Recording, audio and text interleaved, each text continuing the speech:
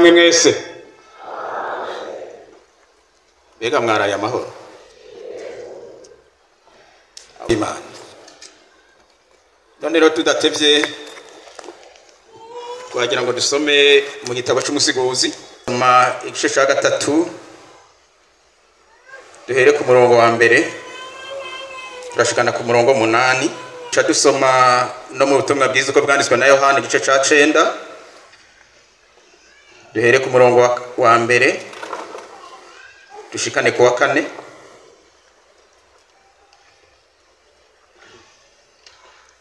ndizeye ko tumaze kuhabona. Dusome mu izina rya Yesu Kristo. Umusiguzi igice cya gatatu dusome duhere ku murongo wa mbere avuga ngo ikintu cyose cyashingiwe igihe cyacu kandi igikorwa cyose munsi y'ijuru gifise akanya kacu. Hari igihe cyo kuvuka n'igihe cyo gupfa, igihe cyo gutera n'igihe cyo kurandura ibyatewe, igihe cyo kwica n'igihe cyo gukiza, igihe cyo gusambura n'igihe cyo kubaka, igihe cyo kurira n'igihe cyo gutwenga, igihe cyo kuboroga n'igihe cyo kubyina, igihe cyo gushibura amabuye n'igihe cyo kurunda amabuye, igihe cyo kugumbirana n'igihe cyo kwirinda kugumbirana, igihe cyo kurondera n'igihe cyo gutakaza, igihe cyo kubungabunga n'igihe cyo guta, igihe cyo gutabura n'igihe cyo kubarira, igihe cyo gucereza n'igihe cyo kuvuga, igihe cyo gukundana n'igihe cyo kwankana, igihe cy'intambara n'igihe cy'impore. Abavyeyi biwe ariko no kugira ngo bikorwa vy'Imana bibonekere kuri we, twebwe dukwiye gukora ibikorwa by'uwantumye hakibona buhava bwira atawe gishobora gukora. Mwihangane gato twongere kwa aya majambo yo mu cete ca kabiri ca Timoteyo igice ca gatatu tugiye gusoma duhere ku murongo wa mbere. Ku ndanzi y'amajambo havuga ngo ibibi bizoza mu gihe c'iherezo, ariko umenye yuko mu minsi y'iherezo hazoza ibihe bigoye, kuko abantu bazoba bikunda gusa, bakunda amahera, birarira, bibona, batukana, batumvira abavyeyi, inashima, abanegura ivy'Imana, badakunda n'ababo, banka kuzura, barementanya, batigarura inkazi, badakunda ivyiza, abaguranyi, ibirandamuke, abikakisha, bakunda ibibahimbara bakabituisha Imana, bafise ishusho yo kubaha Imana ariko bahakana ubushobozi bwako. Abameze batyo wamubatera ibitugu. N'aya majambo tumaze gusoma muri zino sazo muri kino gitondo, birashoboka ko umaze iminsi uyasoma muri ino yinga, birashoboka ko abana yaciye ko mu gitondo cy'uno munsi, kandi nanje ukumva amaze guhagarara ngaha nkaba naravuze amajambo asa naye. Jewe ntuze kumbaza imvo n'imvano, kandi ntumbaze nka wamwigisha. Murazi twarayaze harabaye umwigisha umwe ngo akazavuga mu butumwa bwiza uko bwanditswe na Yohana igice cya gatatu ku murongo wa 16. Kandi ayo majambo murayazi muhereye mukiri bato nk'abaciye muri Sunday school. Wakama avuga ayo majambo, abigishwa rero umunsi umwe bahengera asohotse baramubwira ati muntu w'Imana, none ko wamutubwira ayo majambo yonyene, mbega wamuvuga ayo majambo niyo ufise n'umwanya wo gutegura? Mugango arihagararako ati jewe igihe mutazoba murasa n'ayo majambo nyene, jezo kwamavuga ayo majambo nyene, je ndiko ndavuga ayo majambo suko mudasa n'ayo majambo, nuko numva ariyo yasubiye kududubiza mu bugingo bwanje. Yesu ahabwe icubahiro. majambo rero tugiye kuyaga uno munsi, ijambo rigenda rigaruka ni ijambo ry'igihe canke ibihe. Igihe ni rudende, dushize muri bwinshi ni ibihe. Igihe canke ibihe.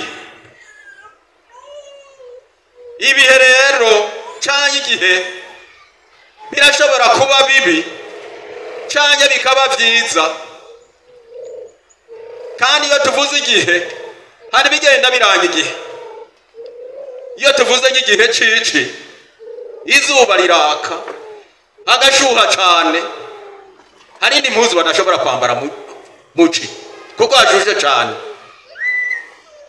Kandi iyo bavuze igihe c'agatasi, imvura iba yatasuye yaguye, erega hari n'ibiranga agatasi, ibintu bigatotahara kuko ni mu gatasi, ni igihe cavyo.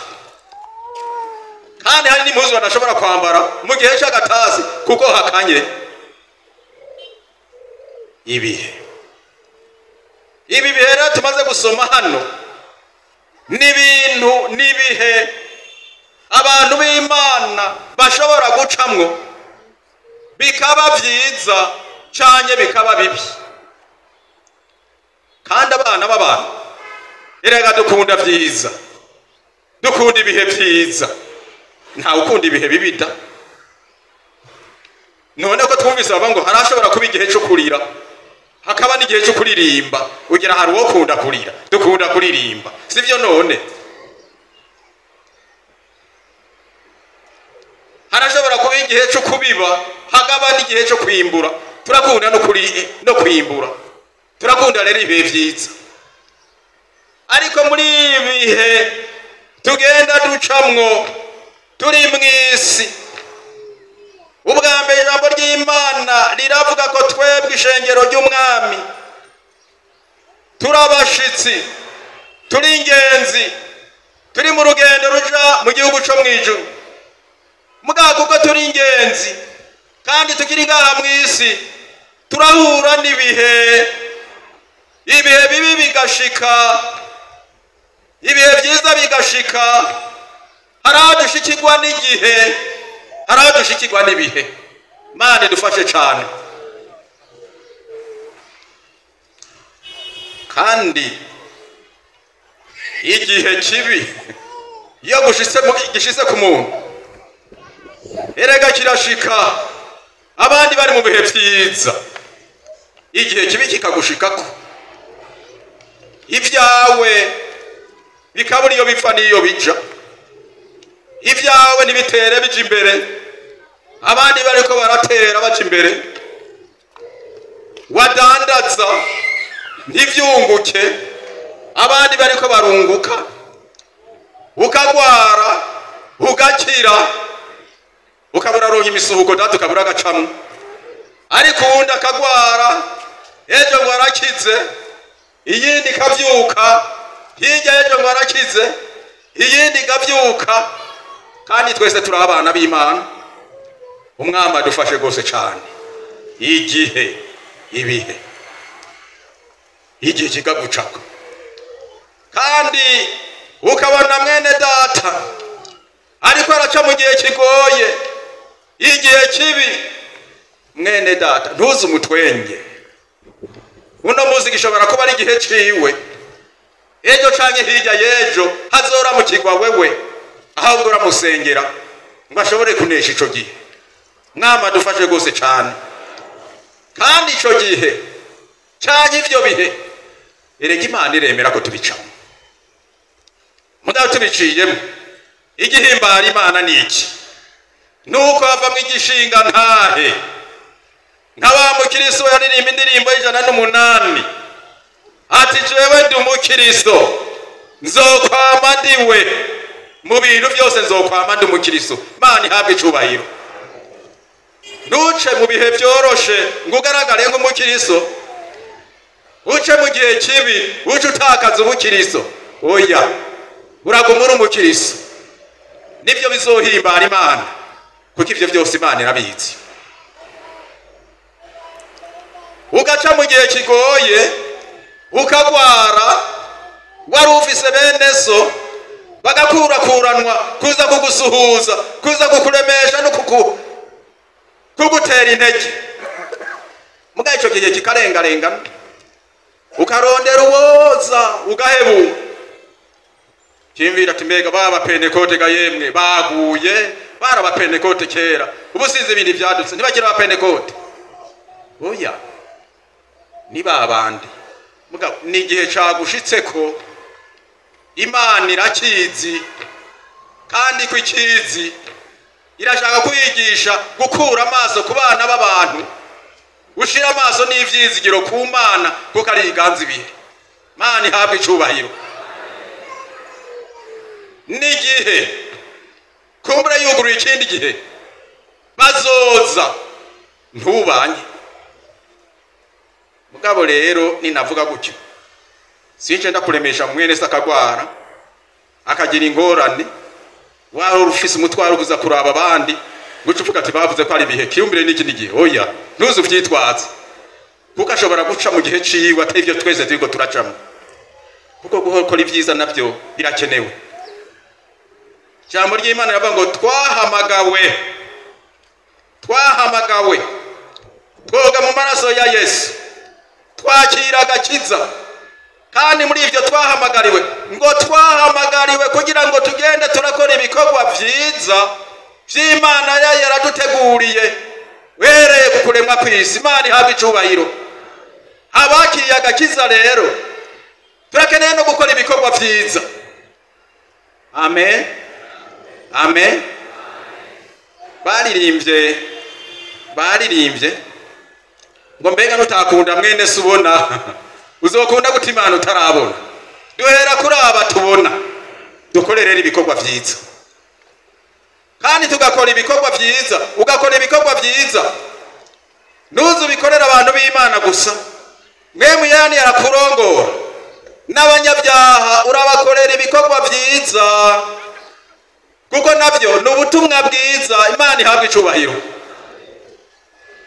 Igihe kimwe iri shengero ryaranyizeye rinuma gukorera ahantu hari mu kwezi kwa gatanu, si muri imyaka n'imyaka arenganye. Hanyuma rero ngiye aho hantu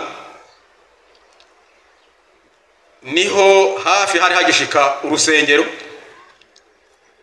Hanyuma ndahagerera nsanga n'inzu ikindi nshasha ngira ngo matango kuyibamwe n'ijana tango kuyibamwe nziza kandi kizungu.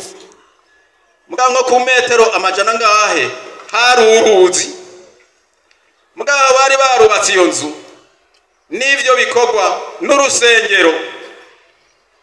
Hari ahantu hari shamba, abaterekera no baza guterekerera, abatanga ibimazi n'ivyo no baza kubitangira. Ngira ngo ngeka n'abaroga ngeka rero baza guhamuriza kugira ngo uburozi buhambare sindabizi. Mugabe ijambo ry'Imana rimaze kuhashika nizeye ko byagiye bitituka. Hanyuma rero bashikiza ko inkuru ati hariya muri ruriya ruzi ubona igihe kimwe hari ku murango, sivyo nabonye narabwiwe. Tubona ibisi irimwe abantu umengo basa n'abazungu turabiye kure, igenda irarara ku mazi. Mugabo umwanya ku murango tubona turaburi kamanganiye ntaho. Ikindi gihe muri iyo misi nyene numva ahantu ati hariya sindavuga izina ati nko mu kwezi kwa 11 turumva inka zivumera inyana zabira, mugandi tubona izo nka. Naje kugerera hatariho baje. Muganca ndatahura ya bisi rero babona ku rusengero rwa ruhaje nibisigo vyari ko birimuka, kuko ahantu higanze ibisigo y'abantu b'Imana bahaje bagasenga Imana bakaba mu nkomezi za Mpwemu Yera, ibisigo birimuka. Ivyo vyarimutse. Mugabo muri yanzu mbayemwo hagera mwijoro naza numva ibintu mengo biza gusuka umusenyi, kunzu, bisuka umusenyi kunzu, bisuka amabuye kunzu. Ndemwe nagerereye hatariho baco.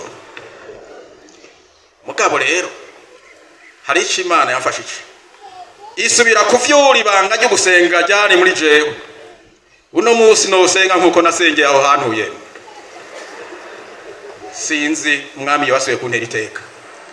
Ndasenga Imana, ndinginga Imana, ndinginga Imana, ndinginga Imana.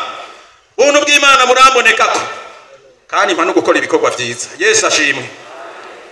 Yego akora igikorwa ciza si gutanga amafaranga. Hari naho n'umuntu aza atavyifise uwo mu mugabo kabura n'ico umuha uzi umwakire neza, yaba uworoshe cyangwa uhambaye, yaba umutunzi cyangwa umukene, yaba umupagani cyangwa umukristo, uzutuma umwakira neza. Imana rero ikora ku bantu babiri barankunda, muravyumva, barankunda aho hantu kugira ngo ndahapfe nabo twari kumwe. Imana yarakoresheje abo bantu bitwa ko ari abapagani, ni wakora iciza nikizobora.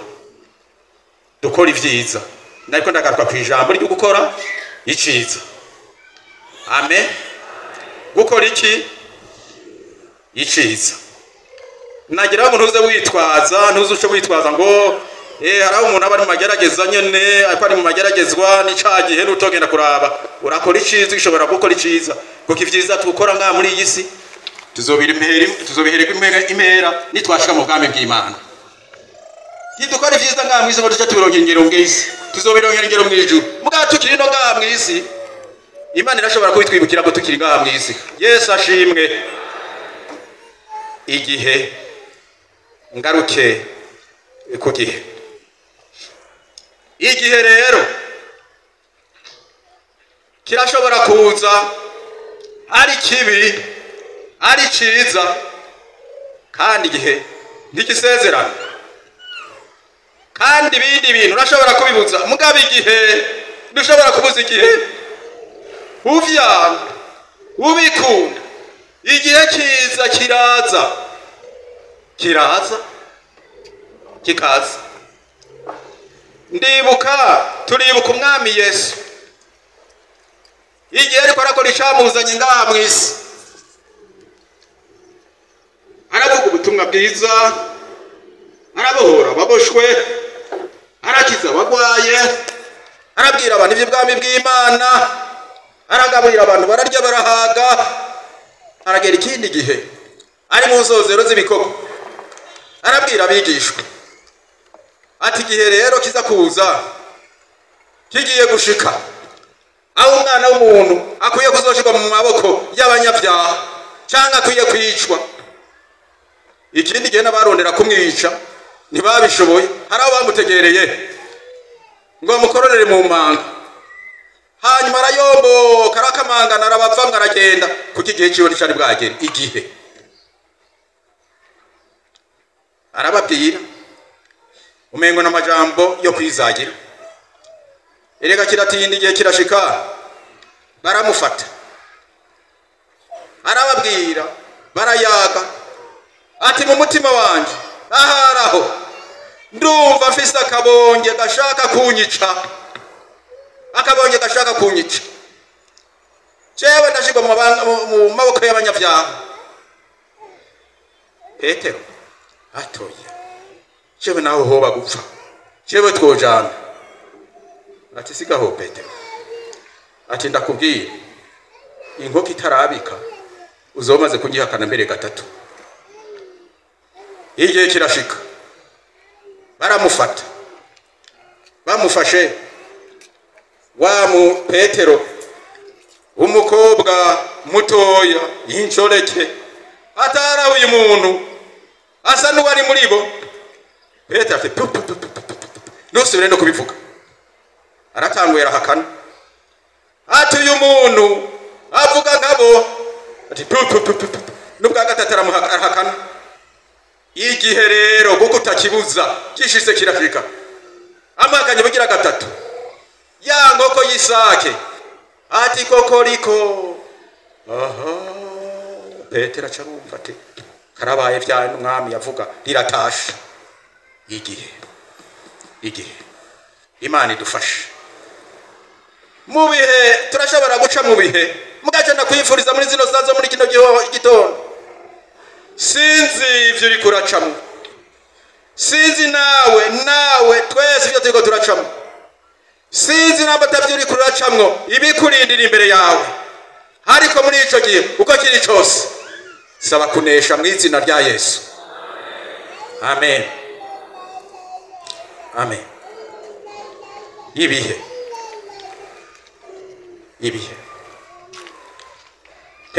Yesu imbere yuko bamufata amaze kugenda akora vyiza akavuga ivy'ubwami bw'Imana, kandi ijambo ry'ubwami bw'Imana muribuka n'igihe yari amaze gupfa akazuka mu bapfuye, arababwira ati rero mukwiye kuzoza kunshingira intahe mukabivyabona, mugahera i Yerusalemu, i Samariya, i Yudaya gushika ku mpera y'isi. Ati muga kugira ngo mushobore igikorwa nk'ico, si igikorwa cyo gukora mu nkomezi z'umubiri, mubanze muje hariya mu nzu yo hejuru, muzoronga ububasha, muzoronga ubushobozi mpwemu yera niyabazako. Bavyumvise amaze kuzuka avuye mu bapfuye, bari barahevye atarapfuye karabaye, amaze imisi ababwira ivy'ubwami bw'Imana, abatera intege, abibutsa ivyanditswe vyera uko bivugwa, ingene umwana w'umuntu yari akwiye kubabazwa agashirwa mu maboko y'abanyavyaha, agapfa, agahambwa, akazuka ku munsi ugira gatatu. Mugabo bo biyumvira ati kumbure ni ya ngoma buzohari bwa bwami bugira buze, kuko bari mu buja bw'abaroma bakiyumvira ko yoba ari nka independence, ari Yesu yari akwiye kuzorongora, akababwira ivy'impwemu, ivyo mwijuru, bakavuga ivyo ngaha mw'isi. Imana idufashe. Kandi imbere yaho bamaze kubona ivyo agenda akora avuga ivy'ubwami bw'Imana, erega hari uwundi mukenyezi yari afise abigishwa babiri, aramubwira ati Yesu ndakwingize nibashika mu bwami bwawe rero aba bahungu banje umwe uzi ubushira iburyo uwundi bubamfu, yiyumvira ko kumbere yoba nka premier ministre, abandi akabagishigira nk'abashikiranganje. Muga Yesu akababwira ivy'ubwami bw'Imana, mugabo bakimva ivyo ngaha mw'isi. Imana idufashe cyane, Imana idufashe. Ariko igihe ivyashinzwe, ivyavuzwe biratinda biragaragara, gushika naho mpwemu yera amaze kururuka, abigishwa baha imbono yindi shasha y'umwitwararika ivy'ubwami bw'Imana, vya bindi vyari mu vy'isi, vyari mu vy'amarongo kumure, vyari mu vy'icubahiro, ivyo birahava, imitima yabo itangura kuguruka no kuraba ivyo mwijuru. Imana ihabwe icubahiro, kuko igihe gishitse. Ibihe rero vyaba vyiza canke bibi, rimwe na rimwe ibihe birakwiye gushika. Urazi igituma n'ibihe bikwiye gushika, erega rero dushobora kujandajanda twese tuvuga ati data wa twese uri mwijuru, mw'izina rya Yesu Kristo umwami wacu, tukaririmba tugatazira Imana, tugira ngo twese turi mu rugendo, tugira ngo twese twerekeye mu nzira imwe. Mugabe ibihe byaza bikaza mu rutaro kugaragaza abo turi kumwe nawe tutari kumwe. Imana idufashe gose cyane. Ndibuka igihe Yesu yacu umugani ababwira ati ubwami bw'Imana buzoza bumeze nk'inkumi 10, 5 zari inkumi z'abanyabwenge, izindi 5 ziba iz'ibijuju. Ati kandi izo nkumi zose zari zifise amatara, zihabwa igikorwa kimwe cyo kurindira umukwe. 5 z'abanyabwenge ziritegura, ziribaza ingene biza kugenda, ziravuga ati ivyo ari vyo byose ko turindiriye umukwe, turashobora kurindira amasaha agateba, atevye bikatugora, reka ko twazanya amatara turabe n'amavuta yo gutegakanya mu matara yacu, amatara gume yacu niyaza amasaha akuze natwa twazimije twatsa amatara hagume haka tubone ngene tumusanganira. Izo nkumi z'abanyabwenge baribaza ikibazo nk'ico, bararondera amavuta, barateganya. Haza muri izo nkumi zindi zitanu, bibiri ngo zibijuju zizana amatara gusa kurindira, mugabo nizategekanya amavuta yo gutegekanya. Bararindiye, bibiri ivuga ngo bagitevye abantu barahunyiza. Ereka nuno munsi abantu barashobora guhunyiza mu vy'Imana. Imana idufashe, bagahunyiza bakaryama. Nama niba kujya muri rimvyi ngo mu Giswahili yavuze ngo bakangure mubabwire ko Yesu ari hafi, Yesu ashimwe. Ngo barahunyiza rero, bamaze guhunyiza umukwe araza, kandi ntiyaje isaha imwe ngo igihe nticari bwagere, ntiyaje isaha zibiri canke zitatu ntizari bwagere, ntiyaje zine igihe nticari bwagere. Igihe cari ryari mu gicugu. Mbega mu gicugu haba ryari? Haba ryari?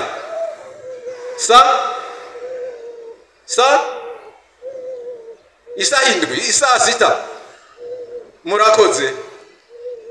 Mu gicugu rero gishitse, umukwe nguyo arashitse, ashitse bibuka kumusanganira, biruka kumusanganira.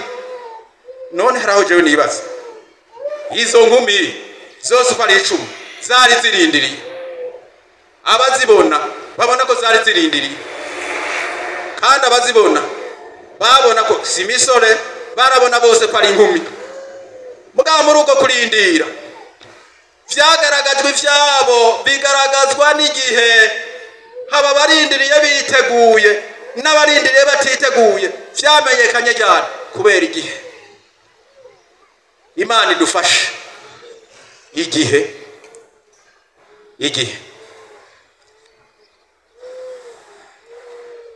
Paulo arandika, yandikira Timoteyo, atari kumenye ko mu minsi yiheretse, erega ibintu biragira intango bikagira n'iherezo, sivyo? None aha turaza mu rusengero tugakorana tukaririmba, ntibizokwama gutya.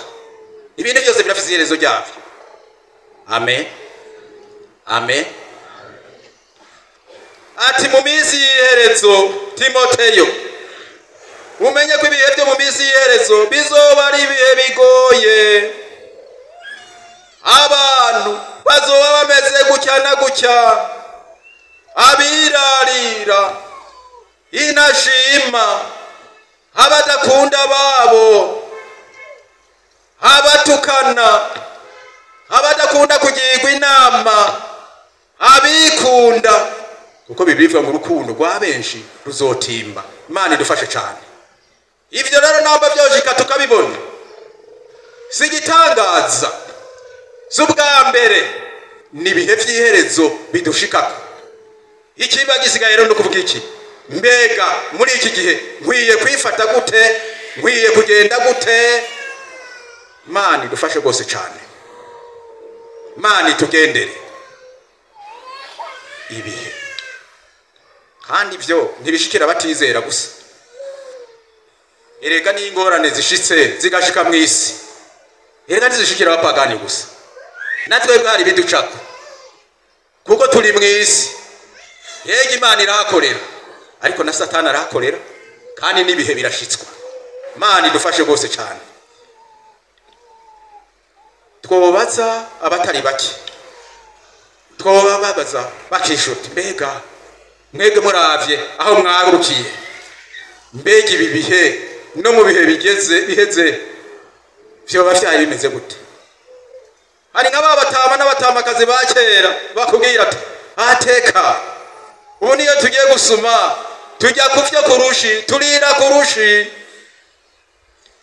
waratwara 5,000 ukazana umutemere cyanye igitenga, atariko niyo twaye 5,000 no munsi uzana mwisashe nta numenya ko wamye mu isoko nibihe ati no munsi niyo ufunguye nukubwira umuntu ko bwakeye canke ko bwiriwe ariko igihe cacu barazana intaro bakazana ibiharage bakazana imyungu bakazana ibigori abana bakarya bagahaga n'ibindi bagasigaza bagatera umupira ivyo rero vyararenganye aha ni mu buryo bumwe haraho rero nawe muri kino gihe wowe uri kuravuga ati mbega iki gihe ko kigoye mbega yemwe nzobigenza gute ubuzima buragoye nzobigenza gute ariko nakuremesha muri zino sazo muri kino gitondo turi ni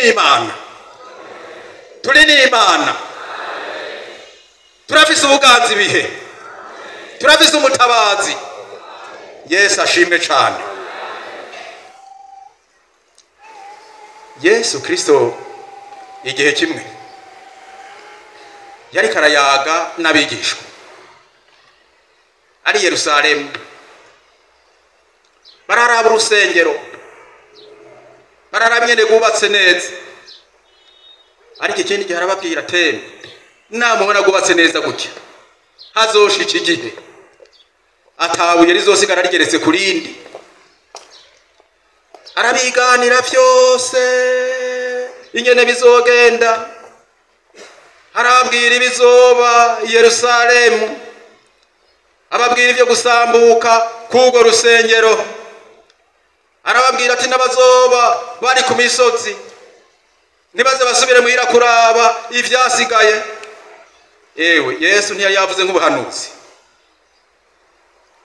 emwe ritebuke iryo yavuze rirataha nko mu mwaka wa 70 muri iyi myaka turimwo harategwa haraba ivyago hari bamwe bavuga ati yego nibo bavyikwegeye ati kuko igihe Yesu yagendera Yerusalemu agira ababwira ubutumwa bwiza akabaririra hanyuma akaraba hirya akababwira ati mwari mwarose umwanya mwiza uko bwibwe vy'amahoro yo mutabikengera barabisuzugura ati zose ni inkurikizi zababayeko kuko basuzuguye ivyo Yesu yababwiye bagasuzugura ijambo ry'Imana ntibarishire mu ngiro kandi igihe bamubamba bavuze ngo amaraso yiwe araba kuri twebwe n'uruvyaro rwacu ariko naho vyoba bityo Yesu ivyo nshaka kuvuga igihe gishitse ivyo bavuga birashika Imana idufashe gose cyane ariko amaze kuyaga ivyo navyo hari ijambo yari yayaze navyo arababwira ivyashitse gihe arababwira nibizoshika biranga ukuza kwiwe bihe vyihereza biranga ukuza kwiwe arababwira ijambo ryiza riremesha niryo jambo nagira ngo turangirize ko mu butumwa bwiza uko bwanditswe na Luka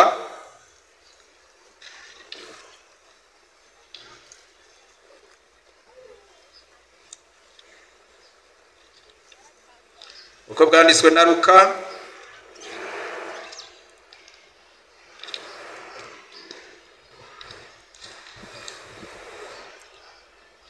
ubutumwa bwiza uko bwanditswe na Luka magaze ku murongo wa 28 ariko dusome gato duhereye ku murongo wa 26 igice cha 21 ubutumwa bwiza uko bwanditswe na Luka 21 navuze 28 niwo murongo ndondera ariko duhere ku 26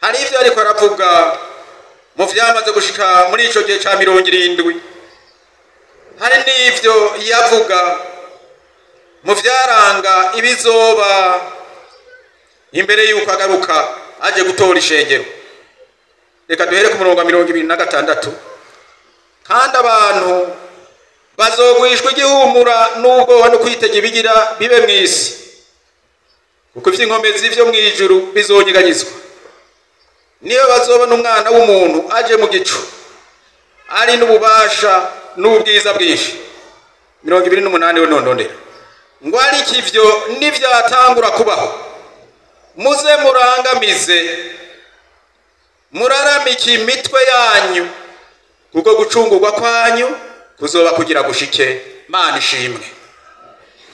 Mageragezwa arashobora gushika tukiri mw'isi, ibihuta birashobora gushika, turashobora guhura n'ibihe vyiza vy'umunezero, ariko n'ibihe bibi birashika, ibiteye ubwoba bigashika.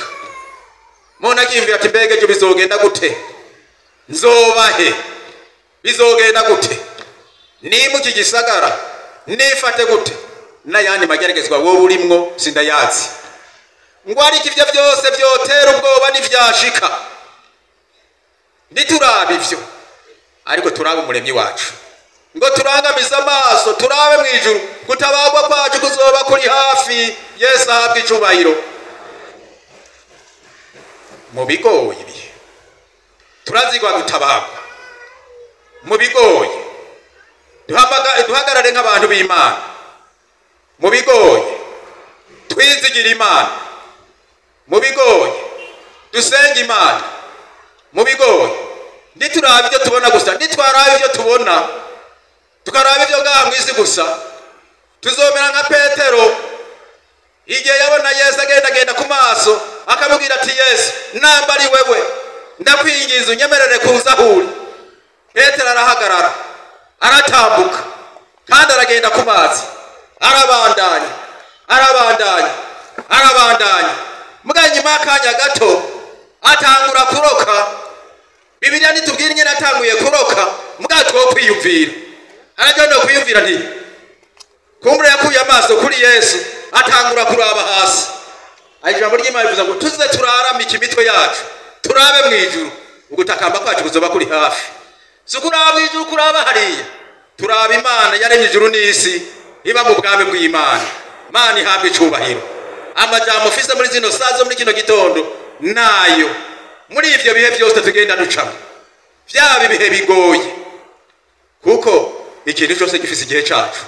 Muga muri ivyo byose twibuke ko dufise umutabazi, twibuke ko ataco dutirikanya ngo gitukure ku Mana, twibuke gusenga Imana, twizigira Imana. Hama muri ivyo dushaka umwo byose duhagarare nk'abantu b'Imana, duhagarare nk'abagezi bari mu rugendo ruja mw'ijuru, babandi bashobora gushinga intaya, jewe ndi umukristo, mu bintu byose nzama ndi umukristo, mu bintu byose nzoguma ndi umukristo gushika mu bwami bw'Imana. Imana ihabwe icubahiro.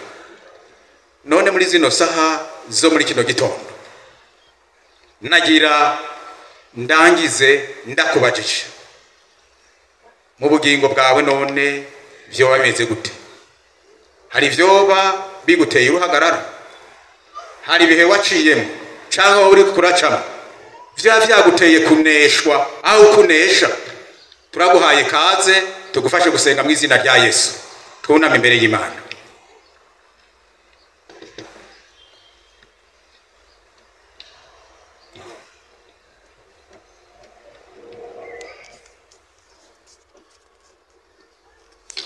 Uname imbere y'Imana. Imbere ko dusaba inkomezi zo kunesha, imbere ko dusaba gukira ingwara, turabe n'ivyo bintu vyo byaduteye kubeyarara tukagerera kure y'ivyo Imana igomba. Turaguhaye kaze mu izina rya Yesu, hanyuma duce tugufasha gusenga Imana muyage n'abakozi b'Imana.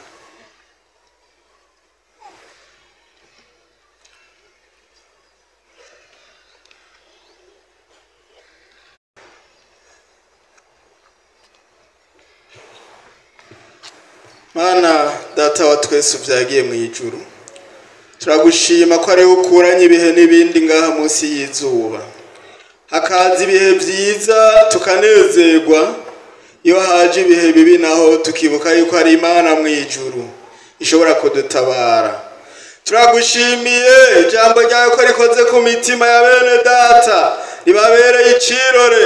Hariho ivyo baciyemwo, ijambo ryawe riberetse yuko vyabaye ibihe bitababereye vyiza, kumbure banyuranije nawe, bagiye kure yawe. Hariho ibihe vy'intege nke abantu bacamwo bigasaba yuko bagaruka kuri we kugira ngo bahe inkomezi. Hari ibihe vy'intege nke abantu bawe bacamwo bigatuma bakora ibinyuranye n'ubugombe bwawe, imitima yabo ikagira uruhagarara kuko bibaza ngo mbega inzamba niyavuga sinzohava nsigara. Aba bene data baraciye bugufi, baragomba mu nyonga hawe kugira ngo bagirire imbabazi, barunamye munsi y'umusaraba kugira ngo baharire mwami umuntu wese ibyakoze binyuranye n'ubugombe bwawe. Umuntu wese aho yumva ijwi ryawe rimwagiriza ko abaye umutsindwa imbere y'ijambo rivuzwe, bahindurire ibihe by'intege nke bihere, haza ibihe by'inkomezi, haza ibihe byo gutumbera neza uru rugendo ruja mu ijuru kugira bikunde bazorusozera amahoro. Urakoze mwami, baharire uru ruhagarara rwari mu mutima ruhere mwami, bumve yuko bagendewe n'Imana kandi bahariwe.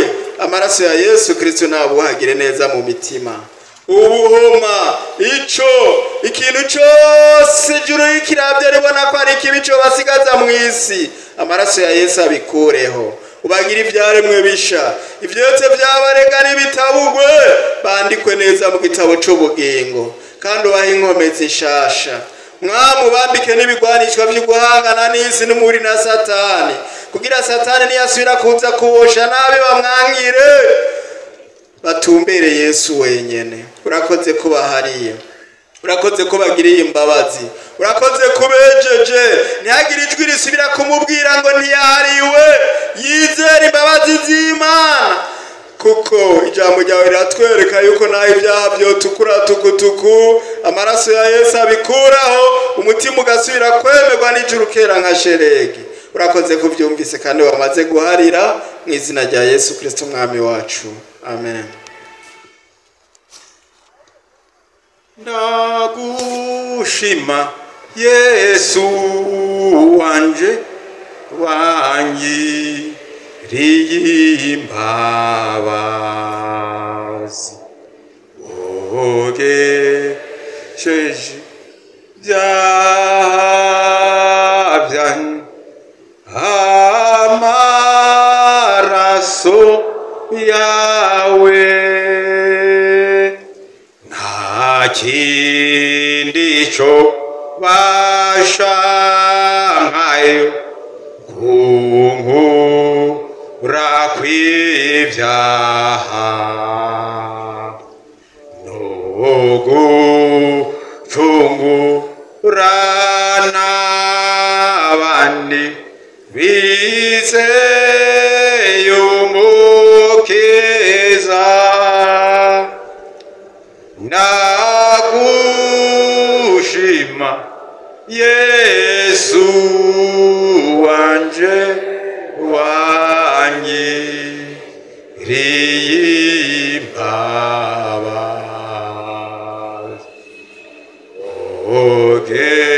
wogesheje ibyaha byanjye amaraso yawe,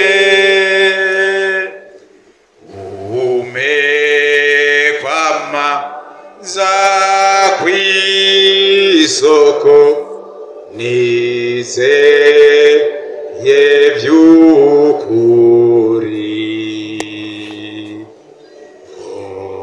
ndirimbo rw'urukundo wankoze mukiza.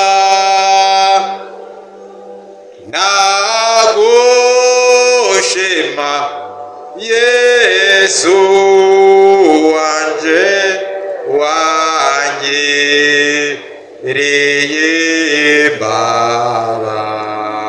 imbabazi, wogesheje ibyaha byanjye amaraso yawe. Twagira ngo tubaze uwo bayumva yuko afise intege nke, ahaguruka ahari tumufashe gusenga, kandi no afise ubwoba bw'ibihe nawe nyene tumufashe, n'uwo afise intege nke nyene zo mu buryo bwo gusenga Imana tumusaba haguruka ahari tumufashe gusenga Imana.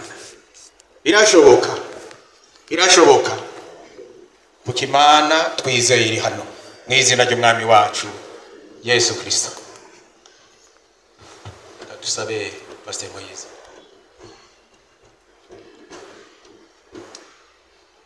Mana data wa twese uri mu ijuru, twongeye kugushimira data wa twese umuvyeyi wacu mwiza kandi udukunda. Turagukengurukiye mwami kuri iki gitondo ciza, ishengero rya Kristo ryagira ubuntu gukoranira kuri uyu musozi w'Imana, kandi ku musozi wawe Kristo turazi ko ariho byose bironkeka. Turagushimiye ijambo ryawe ryibukije umuntu wese kubijanye n'ibihe bigenda bidukurakuranwako, kandi umuntu wese arafise ibihe acamwo vyiza n'ibihe vy'ingorane, ibihe bibi. Ariko muri ivyo vyose nk'uko twumvise mu ijambo ryawe, muntu w'Imana atezwa kubihagararamwo neza kandi agashishikara kukwizigira muri byose, nk'uko wamuririmbye yaririmbye neza avuga yuko azokwama kwizigira kandi arazi kutazomuhemukira. Uri Imana idahemuka, uri Imana igira neza iseruka mu bihe bigoye no mu bihe byoroshe. None rero aba bana babuzi kandi ukunda, haleluya, bahagaze kubw'intege nke z'imibiri. Umuntu wese urazi uko amerewe, umuntu wese urazi uko yaje ameze, nawe ahagaze mu kwizera ijambo ry'Imana. Haleluya, ahagaze kubwo kwizera izina ryawe Yesu, izina ry'ububasha, izina haleluya ridatituka, izina ryagiye rikora ibitangaza kandi n'ubu riracabikora, kuko ijambo ryawe riratubwira ko Kristo Yesu uko yari ejo niko ari n'uyu munsi kandi niko azokwama ibihe bidashira. Seruka rero muri iri koraniro, baradugije ibiganza hejuru babyerekeza iyuri kubwo kwizera izina ryawe, abagwayi bakire katika jina la Yesu. Abaje bafise intege nke z'imibiri bave hano bakize kubwo kwizera izina ryawe. Haleluya, turaseza Imana ng'ubushobozi bw'Imana bugendagende muri iri koraniro, abaraha hagati mu ishengero, abari kuri mariko hejuru n'abari hanze n'abari kuri iki kibanza, kuko uri Imana ibera hose icarimwe. Mana turakwinginze ngubakize, amena. Turakwinginze mwami ngubatabare abo bose basugerejwe n'ibihe. Haleluya, turaseza Imana itabara, ngutabara umuntu wese mu bihe bigoye arimwo, kugira ngo azoronke ivyo agushima, kugira ngo azoronke mwami intahe aserukana imbere yawe, ashinga intahe avuga ngo narabonye Imana, narabonye ukuboko kwawe Yesu, nakubonye muri bya bihe bitari vyoroshe, bya bihe byari bigoye, bya bihe byari vyugarije abana b'Imana. Haleluya, Mana turaseze ngo abantu bawe batabare muri ivyo bihe kandi biguhimbaye mwami, ubacire icanzo. Ijambo ryawe rivuga ngo nta cyatugarageje atari ico umuntu ashobora kwihanganira, ariko kandi hamwe n'ivyo bihe vy'amageragezwa abantu bawe wemerera ko bacamwo, uri Imana yo kwizigirwa. Haleluya, uri Imana yo kwizigirwa, uvuga ko utazokwemera yuko umuntu ageragezwa n'ibyo adashoboye, ariko kandi hamwe n'ivyo byose ivyo bihe bacamwo vy'amageragezwa uzobacira icanzo. Turi kuri iryo sezerano, ubacira icanzo kugira ngo baronkere bashobora kwihangana. Urakoze mwami ko byumvise kandi kumaze kubikora tubisenze gutyo mu izina ryawe Yesu Kristo. Amen. Mwese amajambo mwese Yesu abahezagire.